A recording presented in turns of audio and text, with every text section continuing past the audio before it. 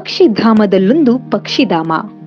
ಬರ್ಡಿಂಗು ಮತ್ತು ಇಡೀ ದೇಶದ ಎಲ್ಲ ಮೂಲೆಗಳಿಂದ ಪ್ರವಾಸಿಗರನ್ನು ಆಕರ್ಷಿಸುವಂತಹ ಒಂದು ಇಂಟರ್ನ್ಯಾಷನಲ್ ಲೆವೆಲ್ ಒಂದು ಬರ್ಡ್ ಸ್ಯಾಂಕ್ಚುರಿ ಅಂತ ಹೇಳ್ಬೋದು. ಅರೆ, ಇದೇನಿದು ಪಕ್ಷಿಧಾಮದಲ್ಲೊಂದು ಪಕ್ಷಿಧಾಮ ಎಂದು ಆಶ್ಚರ್ಯಚಕಿತರಾದ್ರ? ನಿಜ, ಇಂತಹದ್ದೊಂದು ಪಕ್ಷಿಧಾಮ ಮೈಸೂರಿನ ಶ್ರೀರಂಗಪಟ್ಟಣ ಸಮೀಪದ ರಂಗನತಿಟ್ಟಿನಲ್ಲಿದೆ. ಈ ಪಕ್ಷಿಧಾಮದಲ್ಲಿ ನಮ್ಮ ದೇಶದ ಪಕ್ಷಿಗಳು ಮಾತ್ರವಲ್ಲದೆ ವಿದೇಶದ ಪಕ್ಷಿಗಳು ಇವೆ. ಅಷ್ಟೇ ಅಲ್ಲದೆ ಅವುಗಳ ಧ್ವನಿಯನ್ನು ಕೂಡ ಕೇಳಬಹುದು.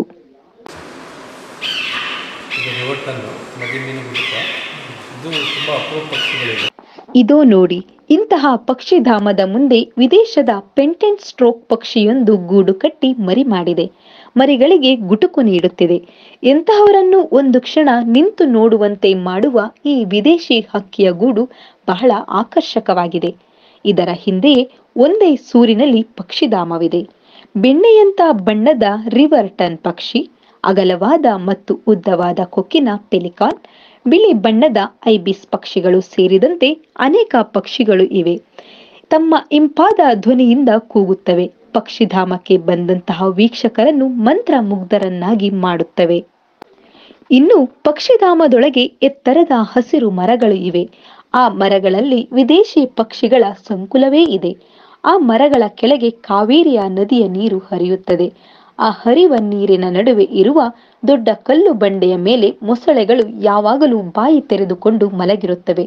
ಹತ್ತಿರ ಹೋದರೆ ಬಾಲದಿಂದ ಖಂಡಿತವಾಗಿಯೂ ಹೊಡೆಯುತ್ತದೆ ಎನ್ನುವ ಭಯ ಹುಟ್ಟಿಸುತ್ತದೆ.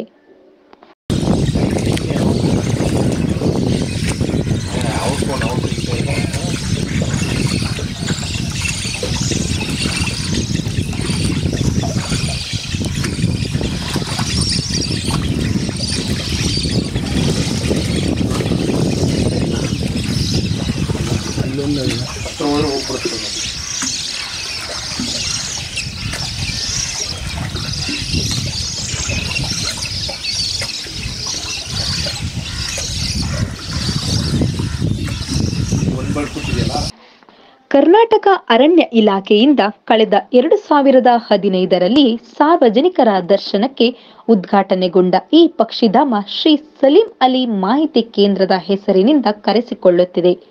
ಪಕ್ಷಿ ಪ್ರಪಂಚದ ಅರಿವು ಇರದವರಿಗೆ ಸಂಪೂರ್ಣ ಮಾಹಿತಿಯನ್ನು ಪಕ್ಷಿಗಳ ಪ್ರತಿಕೃತಿಗಳ ಸಮೇತ ಪರಿಚಯ ಮಾಡಿಸುವ ಪುಟ್ಟ ಪಕ್ಷಿಧಾಮ ಇದಾಗಿದೆ. ಈ ಪಕ್ಷಿಧಾಮದೊಳಗೆ ಮಕ್ಕಳು ಮಾತ್ರವಲ್ಲದೆ ಎಲ್ಲ ವಯೋಮಾನದವರಿಗೂ ಪ್ರವೇಶವಿದೆ. ಯಾವುದೇ ಶುಲ್ಕವನ್ನು ಕೊಟ್ಟು ನೋಡುವಂತಿಲ್ಲ. ಎಲ್ಲರಿಗೂ ಉಚಿತ ಪ್ರವೇಶವಿದೆ. ಅಲ್ಲಿನ ಅರಣ್ಯ ರಕ್ಷಕರಾದ ಪ್ರತಾಪ್ ಸೇರಿದಂತೆ ಉಳಿದವರು ಸಹ ಪಕ್ಷಿಧಾಮದ ವೀಕ್ಷಣೆಗೆ ಬರುವವರಿಗೆ ವಿವಿಧ ಪಕ್ಷಿಗಳ ಬಗ್ಗೆ ಮಾಹಿತಿಯನ್ನು ನೀಡುತ್ತಾರೆ. ಪಕ್ಷಿಗಳ ಧ್ವನಿಯನ್ನು ಸಹ ಕೇಳಿಸುತ್ತಾರೆ.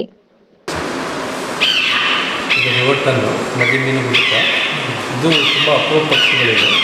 ಇವು 1-2 ಕಲ್ಲು ಬಂಡೆ ಮೇಲೆ ಕೂರ್ತವೆ. ಇವು ಈಗ ಸೀಸನ್ ಇರುವಲ್ಲ, ಹಾಗಾಗಿ ಜಾಸ್ತಿ ಕಾಣಿಸ್ತಾ ಇಲ್ಲ. ಅದಾದಮೇಲೆ ನೆಕ್ಸ್ಟು ಇದು king Fisher.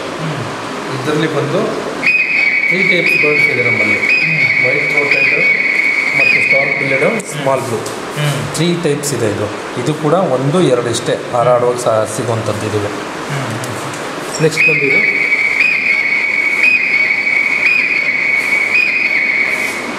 Red biscuit Bulbul ಅಂತ. ಇದು ಪಕ್ಷಿಗಳನ್ನ ಸೆಟ್ ಮಾಡಿದ್ದಾರೆ ಬರ್ಡ್ ಕಾಲು.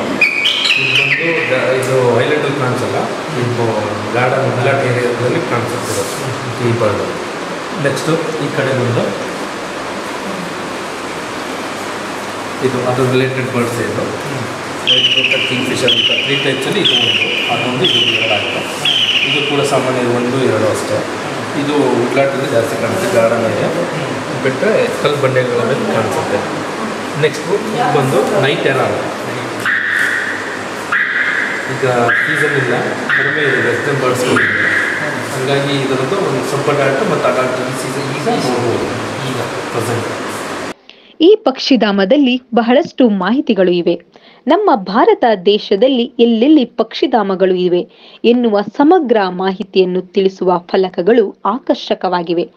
ದೇಶದಲ್ಲಿರುವ ಪಕ್ಷಿಗಳ ಚಿತ್ರ, ಹೆಸರುಗಳು ಸಮೇತ ಅವುಗಳ ವೈಜ್ಞಾನಿಕ ಹೆಸರನ್ನು ಸಹ ತಿಳಿಸುವಂತಹ ಗಮನ ಸೆಳೆಯುವ ಫಲಕಗಳು ಇವೆ.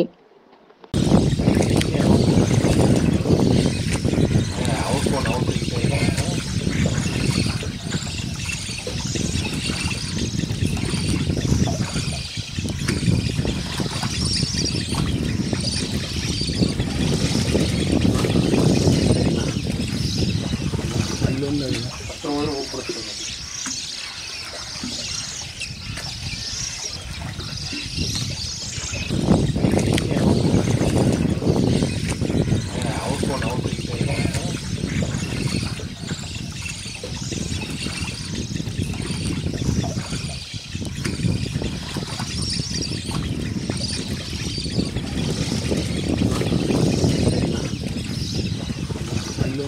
ಹತ್ರ ಹೋದ್ರೆ ಹೋಗ್ಬಿಡ್ತದೆ.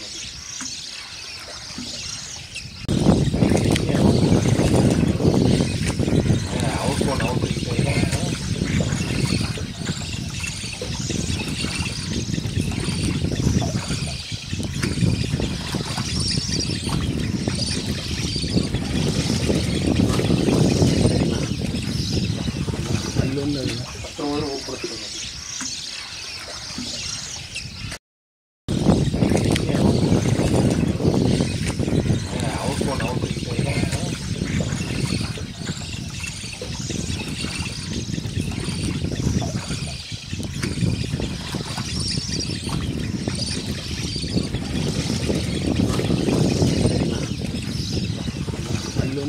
ಹತ್ರ ಹೋದ್ರೆ ಹೋಗ್ಬಿಡ್ತದೆ.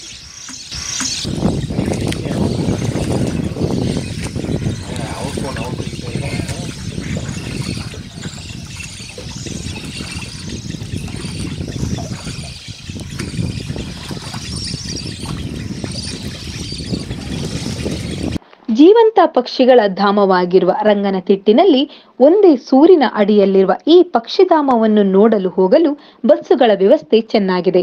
ಮೈಸೂರಿನಿಂದ ಹಾಗೂ ಶ್ರೀರಂಗಪಟ್ಟಣದಿಂದ ಅರ್ಧ ಗಂಟೆಗೊಂದು ಬಸ್ಸುಗಳು ಸಂಚರಿಸುತ್ತವೆ. ಇನ್ನು ಪಕ್ಷಿಧಾಮದಲ್ಲಿ ಸಂಚರಿಸಿ ಸುಸ್ತಾದವರಿಗೆ ಕುಡಿಯಲು ತಂಪು ಪಾನೀಯಗಳ ಅಂಗಡಿಗಳು ಇವೆ. ಹಸಿದವರಿಗೆ ತಿನ್ನಲು ದೇಶೀಯ ಹಾಗೂ ವಿದೇಶಿ ಸ್ನಾಕ್ಸ್ ರೆಡಿ ಮಾಡಿಕೊಡುವ ಹೋಟೆಲ್ಗಳೂ ಇವೆ. ಇದು ರಂಗನತಿಟ್ಟು ಪಕ್ಷಿಧಾಮ ಜಗತ್ಪ್ರಸಿದ್ಧವಾಗಿರುವಂತಹ ಒಂದು ಪಕ್ಷಿಗಳ ಸಮ್ಮಿಲನಕ್ಕೆ ಹೆಸರುವಾಸಿಯಾಗಿರುವಂತಹ ಐತಿಹಾಸಿಕ ಸ್ಥಳವಾಗಿದೆ. ಈ ಒಂದು ಪಕ್ಷಿಧಾಮಕ್ಕೆ ಬರುವಂಥ ಪ್ರತಿಯೊಬ್ಬ ಪ್ರವಾಸಿಗರಿಗೂ ಒಂದು ವಿಶೇಷವಾದ ಅನುಭವದೊಂದಿಗೆ ಇಡೀ ಪ್ರಾಣಿ ಸಂಕುಲಗಳ ಬಗ್ಗೆ ಅಧ್ಯಯನ ಮಾಡಲು ಮತ್ತು ಛಾಯಾಚಿತ್ರಕ್ಕೆ ಅತ್ಯಂತ ಅನುಕೂಲಕರವಾಗಿರುವಂತಹ ಸ್ಥಳ ರಂಗನತಿಟ್ಟು ಪಕ್ಷಿಧಾಮವಾಗಿದೆ.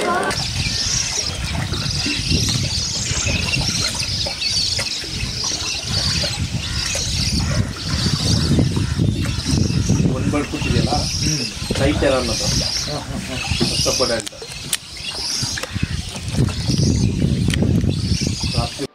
ಆಸಕ್ತರು ಕುಟುಂಬ ಸಮೇತ ಬಿಡುವಿನ ವೇಳೆಯಲ್ಲಿ ರಂಗನತಿಟ್ಟಿಗೆ ಭೇಟಿ ಕೊಡಬಹುದು. ನಮ್ಮ ಸುತ್ತಮುತ್ತಲಿನ ಪಕ್ಷಿಗಳು ಮಾತ್ರವಲ್ಲದೆ ದೂರದ ವಿದೇಶದಿಂದ ಹಾರಿ ಬರುವ ಪಕ್ಷಿಗಳ ದರ್ಶನವನ್ನು ಈ ಪಕ್ಷಿಧಾಮದಲ್ಲಿ ಮಾಡಬಹುದು. ಅವುಗಳ ಬಗೆಗಿನ ಕುತೂಹಲಕರ ಸಂಗತಿಯನ್ನು ಸಹ ತಿಳಿದುಕೊಳ್ಳಬಹುದು.